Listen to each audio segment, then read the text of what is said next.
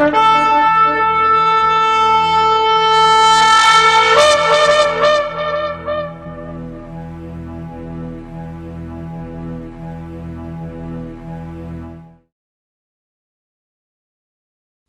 atah Yahweh Eloheinu melech haolam, asher bachar banu mikolamim benatan lanu et torato, Baruch atah Yahweh noten a Torah, Beshem Yeshua HaMashiach, bendito seas Yahweh nuestro Elohim, Rey del universo que nos apartas de entre todos los pueblos de la tierra para otorgarnos instrucción. Bendito seas Yahweh, dador de la instrucción en el nombre de Yeshua el Mesías. Amén. Que así sea. Vamos a abrir hoy el capítulo 7, verso 14, continuamos en el estudio sistemático de Sefer Shemot, ¿sí? Humash Shemot. Vamos a estar hoy en el capítulo 7, dijimos, verso 14, y vamos a leer hasta el verso 25 completando este capítulo 7. Dice así la palabra del Eterno: Entonces Yahweh dijo a Moshe, el corazón de Paró, Faraón, está endurecido y no quiere dejar ir al pueblo.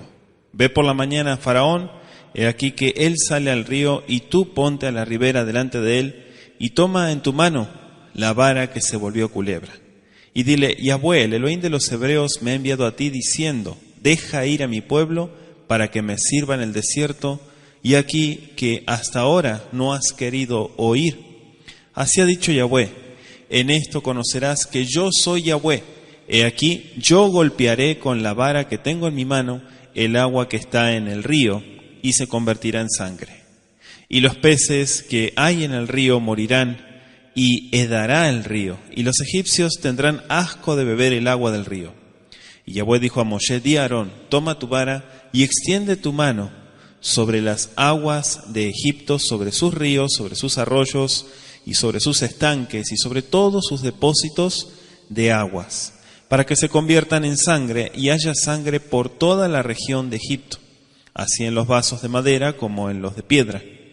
Y Moisés y Aarón hicieron como Yahweh lo mandó, y alzando la vara golpeó las aguas que había en el río, en presencia de Faraón y de sus siervos, y todas las aguas que había en el río se convirtieron en sangre. Asimismo los peces que había en el río murieron, y el río se corrompió, tanto que los egipcios no podían beber de él, y hubo sangre por toda la tierra de Egipto. Y los hechiceros de Egipto hicieron lo mismo con sus encantamientos, y el corazón de Faraón se endureció y no los escuchó, como Yahweh lo había dicho. Y Faraón se volvió y fue a su casa, y no dio atención tampoco a esto. Y en todo Egipto hicieron pozos alrededor del río para beber, porque no podían beber de las aguas del río. Y se cumplieron 7 días después que Yahweh hirió el río. Palabra del Eterno. Fíjese esta porción, el mensaje del Todopoderoso para Faraón, ¿sí? La plaga de la sangre, y cómo se convierte el río en sangre, todo el proceso. Dice finalmente, se cumplieron 7 días después que Yahweh hirió el río, ¿sí? Vamos a analizar, dijimos desde el verso 14, dice la Torá: Vayomer Yahweh el Moshe, Kaved lev Paró, me'en le shalaja am. Sí, esto está interesante porque otra vez sigue afirmando: el corazón de Faraón está endurecido, o como quien dice, está pesado, porque dice Kaved. Y Kaved dijimos que significaba pesado en nuestro estudio anterior. Fíjese, y le voy a dar de tarea Éxodo 4:21 para que usted compare. Dice nuestro verso 15: Lejel Paró baboker, ve con Faraón en la mañana, Ineyotzea maimá, mira que él sale al río, Benitzbata likrato, al sefata yeor, veamate asher nechpach lenahash tikach beyadeja, dice. Ve por la mañana, pero he aquí que él sale al río, y tú ponte a la ribera delante de él, toma en tu mano la vara que se volvió nahash, dice. ¿Por qué le dijo ve por la mañana a Faraón? Aquí el Eterno le imparte a Moisés, ¿sí?, las instrucciones, como quien dice, finales, para que anunciara a Faraón el primero de una serie de castigos divinos. Y sí, son las Makot, ya entramos en el estudio de las plagas, que caerían sobre la tierra de Egipto. Dijimos que Tebas era la capital del país durante el periodo de los faraones de la 18ª dinastía. Pero es difícilmente concebible que Moisés realizara esos milagros allí a centenares de kilómetros al sur del delta, es decir, donde estaba situada la tierra de Gosén. El pasuk, el versículo de Salmo 78, versículo 43, ahí se refiere a las plagas como que se efectuaron en el campo de Zoán. Esto es un dato muy importante para nuestro estudio sistemático, puesto que la Zoán bíblica es la antigua Tanis. Ya lo hemos comentado esto, pero lo estamos recordando, que estaba en la parte oriental del delta, como quien dice una ciudad construida, ¿sí? 7 años después que Hebrón en Israel, anótese Números 13:22. Entonces, debe ser que el rey estaba residiendo por un tiempo en Tanis, por lo que está diciendo acá. Por la mañana con Faraón. O tal vez estaba cerca, no sabemos si realmente estaba ahí o estaba cerca. Durante el tiempo de las plagas es lo que podemos suponer. Entonces se sabe que había palacios reales en varias partes del país. Puede estudiar historia, hay muchos libros muy interesantes que nos enfocan esta parte de la historia cuando los hebreos salen de Egipto. Y él le dijo, él sale, él sale. Fíjese la observación, incluso anótese la observación del capítulo 8:20 de Éxodo, implican que el rey iba al río cada mañana. Esto es lo que está diciendo. Dado que el alimento y la prosperidad de Egipto dependían del dios Nilo, porque recuerden que para ellos era una deidad, el Nilo. Anótese Génesis 41:34. Uno de los deberes del rey era rendir culto en sus orillas cada mañana, fielmente. Cada mañana iba al río. ¿Sí? ¿Que se iba a bañar? No, iba a rendirle culto al río, a esta deidad. En cuanto a la vara ya comentamos, puede comparar con el verso 9 de nuestro capítulo 7. Verso 17. Koamar Yahweh bezot teda ki ani Yahweh ine anochi makeh bematea asher beyadi al hamain asher bayor venechfehu ledam, y se convertirán en sangre, dice la última parte. Fíjese que dice en esto me llamó la atención, en esto conocerás que yo soy Yahweh. ¿Sí? En esto conocerás. O sea, es una visita previa, podríamos decir, que Faraón había declarado, ¿se acuerdan en el capítulo 5:2? No conozco a Yahweh. ¿Quién es Yahweh? Y tampoco voy a dejar salir al pueblo.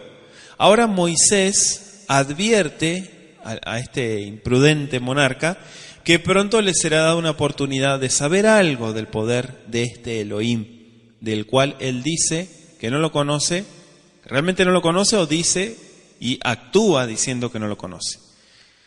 El dios Nilo, es decir, la fuente de fertilidad para ellos y bendiciones, habría de convertirse en un instrumento de muerte. ¿Por qué? Porque mataba a los peces, dice el pasuk, los versículos que estamos estudiando el día de hoy.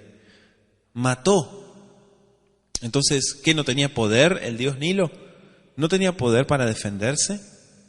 Las plagas que caerían sobre los egipcios, escúchelo muy bien, no solo tenían el propósito de hacer que Faraón y su pueblo reconocieran al verdadero creador, sino también de destruir la confianza en el poder y la protección de todos estos falsos dioses. Por eso anótese Éxodo 12:12.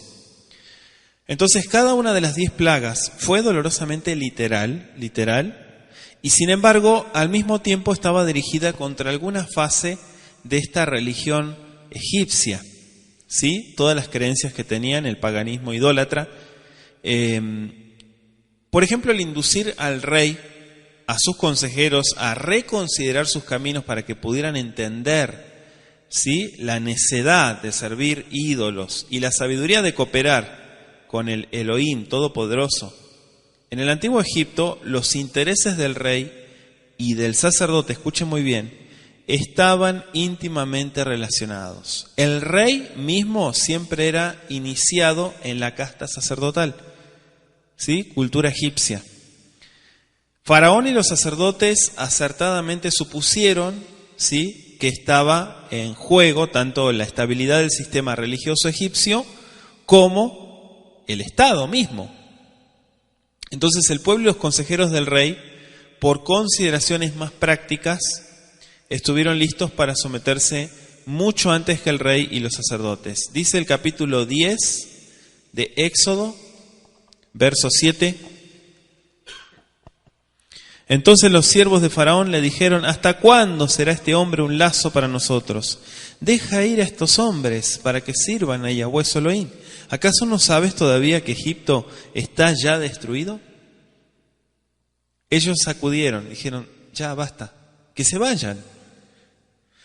Entonces fue tan solo después de la 10ª plaga, ¿sí?, como resultado de la cual murió la siguiente generación de la realeza y del sacerdocio, cuando estos últimos por el momento estuvieron listos para someterse. Estoy resumiéndolo. En las plagas que cayeron sobre Egipto, contemplamos un anticipo de los juicios de Elohim más terribles y extensos que pronto caerán a futuro sobre la tierra.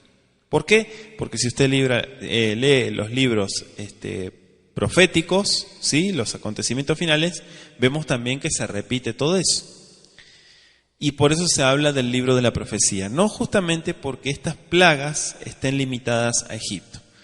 Entonces dijimos que la última parte de nuestro verso 17 dice: Vayeor benefehu ledam, se convertirá, ¿sí? Es la raíz afaj, que es convertirse de un estado a otro. Se convertirá en sangre, ledam, dice.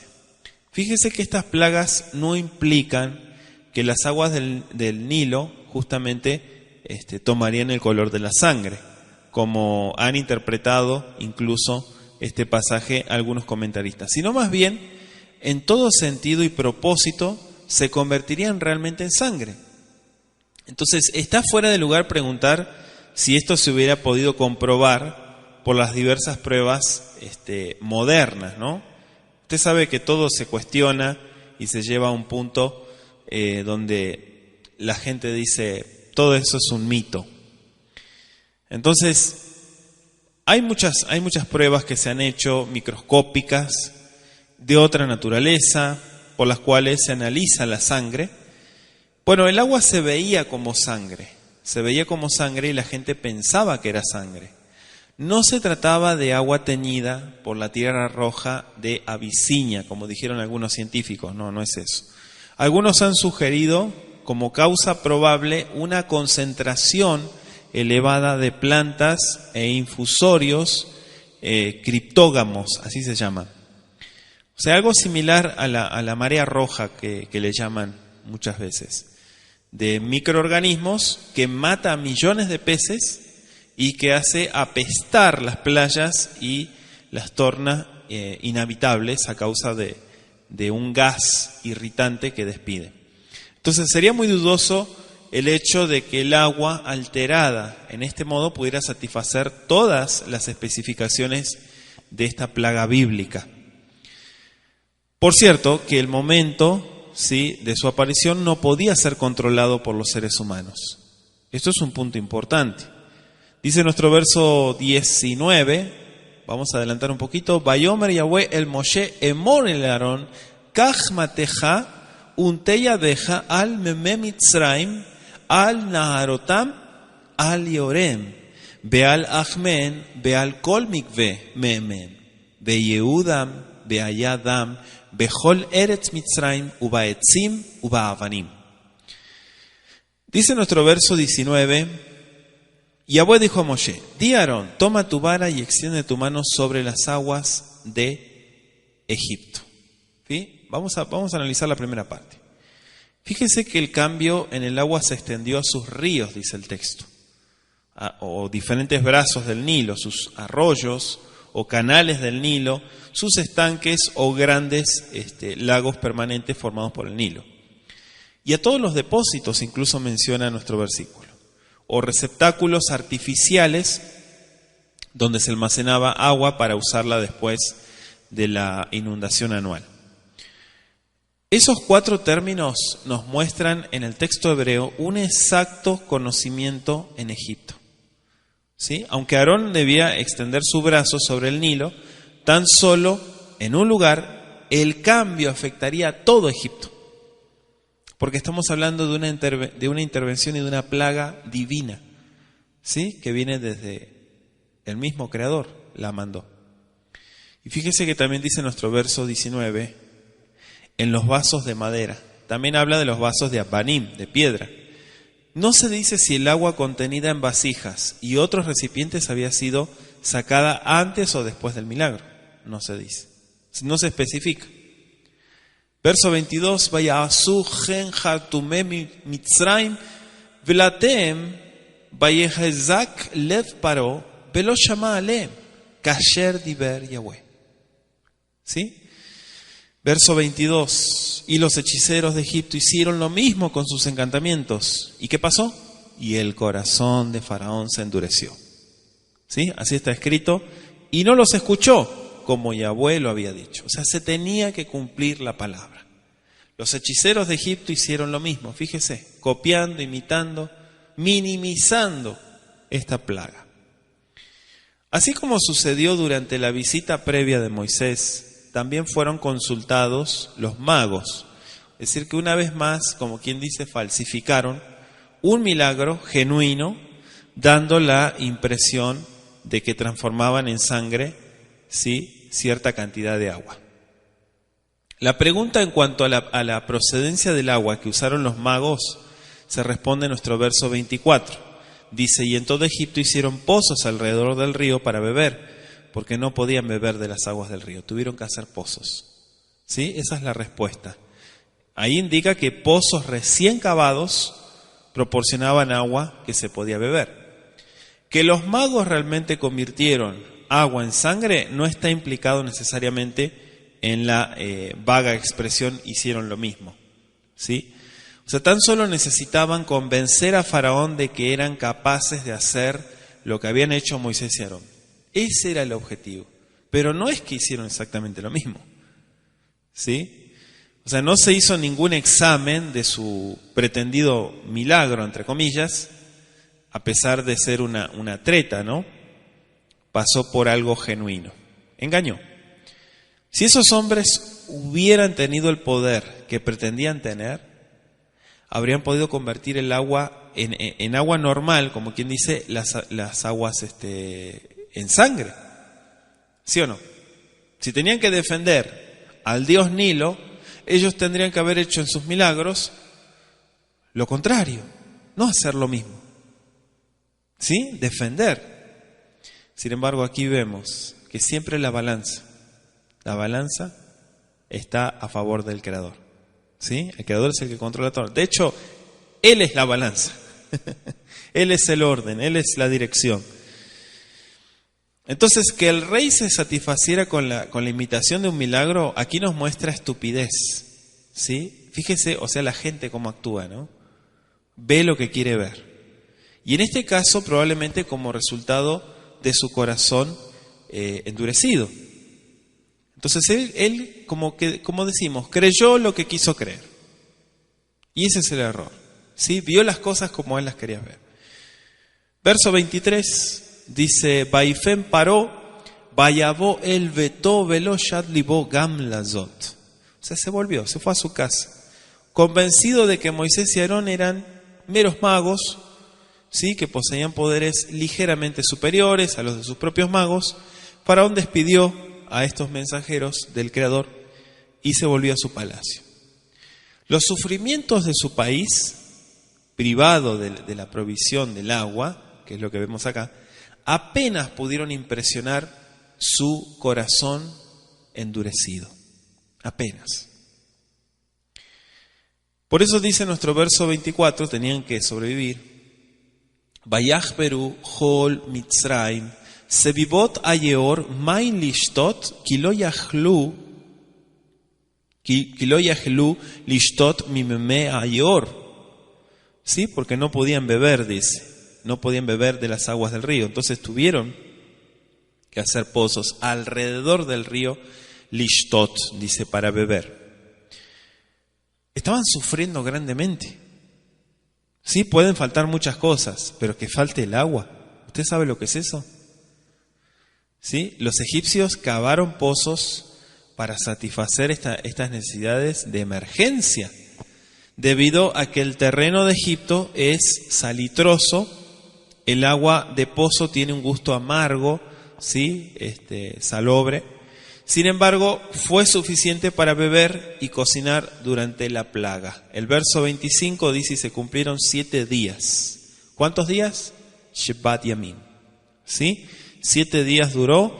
La provisión de agua de los hebreos puede no haber sido afectada, y solo se menciona que los egipcios cavaron en procura de agua. Eso es lo que dice el versículo. O sea, aquí no se presenta diferencia, pero parece estar implicada.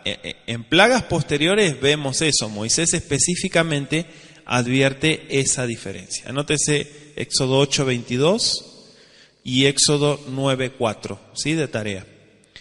Entonces dice nuestro verso: Baimale Shivat Yamin Ajarek Akot Yahweh Etayor. ¿Sí? Akot Yahweh quiere decir después de que hirió Yahweh el río. ¿Sí? Etayor. Yor significa río. Ya estuvimos explicando el origen de esa palabra.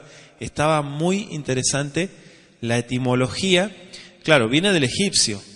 ¿Sí? Pero sabemos que todo tiene que ver con el Dios que están golpeando en el estudio del día de hoy. ¿Sí? La plaga de sangre. Entonces, la mención de este lapso, los 7 días Shivat Yamin, ha sido considerada como que señala el intervalo entre la primera y la segunda plaga. Pero es más natural considerar que nos indica la duración de la primera plaga, Shivat Yamin. No se dan intervalos entre una plaga y la siguiente. Eso es lo que podemos ver. He estado analizando también algunos puntos para resaltar. Es evidente que las plagas continuaron durante un periodo de varios meses, duraron meses. La naturaleza de las diversas plagas, los intervalos indicados por Moshe, lo que señalan más bien es un periodo que duró posiblemente desde la última parte del verano, estamos hablando del hemisferio norte, ¿no?, hasta los comienzos de la primavera. ¿Sí? Eso es lo que nos indica según lo que comenta Moisés. Entonces, fíjense qué plaga la primera, que golpea fuertemente, ¿sí?, el primer ídolo, que es el Nilo. Así todos sabemos que dice en el estudio de hoy, compartíamos, Faraón se regresó a su casa. Dijo: no me interesa, no es algo tan grande lo que están haciendo, pues tampoco voy a dejar ir al pueblo. Vamos a darle gracias a nuestro Abba Kadosh por el estudio de esta primera plaga, y que Él siga dirigiéndonos en la enseñanza. Abba Kadosh, te agradecemos, Padre eterno, por el estudio de este capítulo 7 de Éxodo. Te pedimos, Boreolán, que sigas dirigiéndonos sobre todas las cosas, que nos dé sabiduría y entendimiento para comprender cada uno de estos puntos, analizar la historia, el pasado de nuestro pueblo Israel. En el nombre de Yeshua, HaMashiach. Muchas gracias, Padre bendito. Amén y amén.